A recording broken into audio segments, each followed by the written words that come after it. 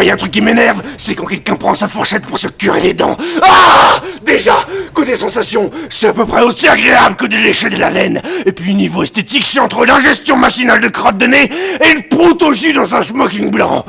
L'autre jour, au mariage d'un pote, il y avait une bombe à table à côté de moi. À la fin du premier plat, elle prend sa fourchette et commence à travailler les 3 pauvres miettes qui squattaient sa mangeoire. Horrible. Après le deuxième plat, pareil. Je commence à devenir comme un fou, mais bon, elle est trop bonne. Et puis il y a eu le troisième plat. À la fin du troisième plat, j'ai craqué. Au moment où elle commence à chasser le misérable atome de gigot, je me retournais d'un coup de pompe, je lui ai enfoncé la fourchette dans la gencive en lui déchaussant net les 2 incisives. C'est vrai que la réaction était peut-être un peu disproportionnée, mais bon. Avant qu'elle parte à l'hôpital, le grand prince, je lui ai quand même filé 2 cure-dents. Moi, il y a un truc qui m'énerve, c'est les gens qui s'élèvent contre la mode canine. De quoi je me mêle? C'est vrai qu'on est en démocratie. Pour moi, la démocratie, ça passe aussi par une veste en daim sur un basset artésien, si ça me plaît. Avec Stéphane, Stéphane c'est mon chien, on a toujours un truc coordonné, un rappel de couleur ou un petit accessoire un peu fashion. Tiens, hier, c'était ses 2 ans, on est sorti boire quelques bières, il s'est bourré la gueule, on a vomi sur des caniches qui nous mataient, bref, on a bien rigolé. Je veux faire ce petit collier, il adore. J'ai commandé le même, mais il sera prêt qu'en fin de semaine. Cela dit, je dois accorder à mes détracteurs que certaines races peuvent s'abstenir. Pas plus tard qu'hier, je suis tombé sur un chihuahua qui se délestait de la moitié de son poids sur un trottoir en total look Burberry. C'est bien simple. J'ai cru voir chien chausson.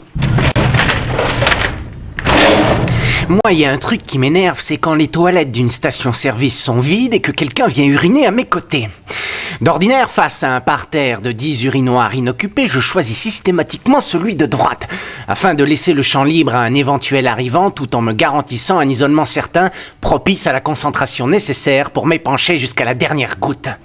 Alors pourquoi certains rustres viennent-ils se vidanger juste à côté de moi? Lundi dernier, sur la dernière aire de l'autoroute A13, c'est un vieux beau qui est venu se coller à côté de moi, ce qui a bien évidemment entamé la générosité de mon flux urinaire. En déboutonnant sa bringuette, nos regards se sont croisés. Il m'a souri.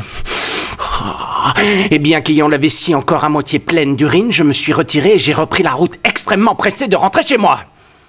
Après avoir passé 2 longues heures à me retenir dans les embouteillages et mis plus d'une demi-heure pour me garer, au 3e étage de mes longs escaliers, une voisine m'a arrêté sur le pas de sa porte pour me parler du syndic.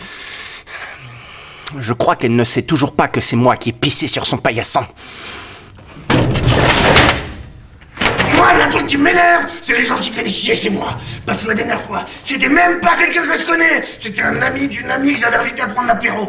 Et ça faisait pas 2 secondes qu'il était là qui me demande où sont les toilettes. Déjà, tu crois qu'il aurait passé un petit coup de balai après que dalle? Alors, je sais pas s'il voulait transformer ma salle de bain en galerie contemporaine en laissant une petite trace de Rodko au fond des gogues. Mais si j'avais pas mis la main à la patte derrière, façon brossé Javel, ça tournait à l'expo permanente. En plus, c'est tombé pile le jour où je venais de suspendre mon linge. J'ai pensé très fort à ce type quand 3 jours plus tard, en pleine réunion, mon patron m'a fait remarquer que je sentais un peu la merde. Moi, il y a un truc qui m'énerve, c'est les gens qui se lèchent le pouce pour saisir un papier avant de vous le donner. Tout au long de ma scolarité, j'ai ainsi pu bénéficier du moindre virus de mes profs qui se léchaient le pouce avant de rendre une copie encore humide dans sa bordure. Bon, c'est vrai que ça avait quelque chose de solidaire, toutes ces grippes massives, ces gastro de groupe, toute une classe paralysée chez elle à se vider en même temps. Ça forge une certaine idée de la cohésion, encore plus que l'instruction civique. Ma femme avait cette sale manie.